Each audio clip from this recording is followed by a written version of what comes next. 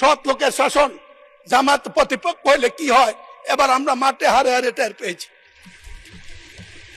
টাকা তারা ব্যবহার করে না, নির্বাচনে কোনো পক্ষপাতিত্ব করে না। ইনশাল্লাহ জাতির ভবিষ্যৎ উজ্জ্বল।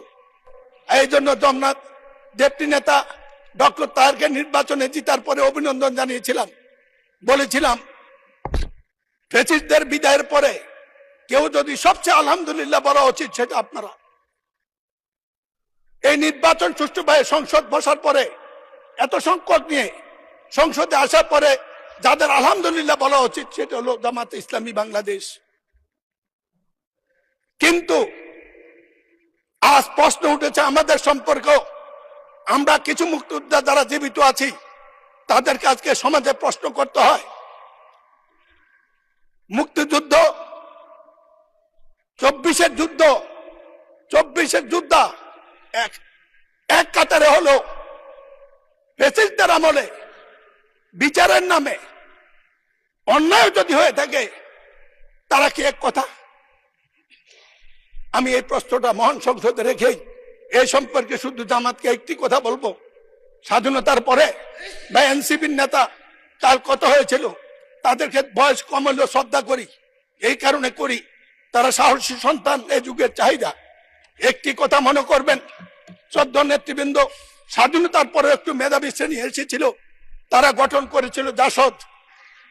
এই বাড়াবাড়ি করতে গিয়ে দেশ গেছে, জাতি গেছে, তারাও গেছে। আমরা যেন সবকিছু হজম করার তৌফিক দেয়। আপনাদের উদ্দেশ্যে এই কথাটি রেখে 91 সংসদে আপনাদের সাথে কাজ করেছিলেন দেশনেত্রী বেগম খালেদা জিয়ার নেতৃত্বে। আপনারা যখন প্রশ্ন করেন মনে হয় এই দেশে 15 বছর 20 বছর বিএনপি ছিল না। দেশনেত্রী বেগম খালেদা জিয়া জাতি, দেশ, মানুষের বিরোধী দলের অনেক বিরোধ অপেক্ষা করে জামাতের সাথে একসাথে কাজ করার জন্য আমরা অনেকে না চাইলেও বাধ্য করেছিল।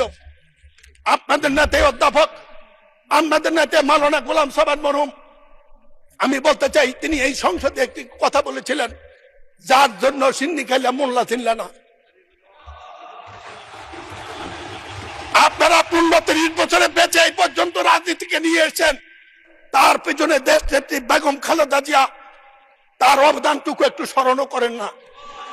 মনে করেন বিএনপি আপনাদের প্রতিপক্ষ, যেমন জাসদ একসময় মনে করতে আওয়ামী লীগ একমাত্র প্রতিপক্ষ, তাতে ইতিহাস দেশ কোথায় গিয়েছে এইটা বিবেচনা করার মতো বুদ্ধিবিদ্যা আপনাদের সবার আছে।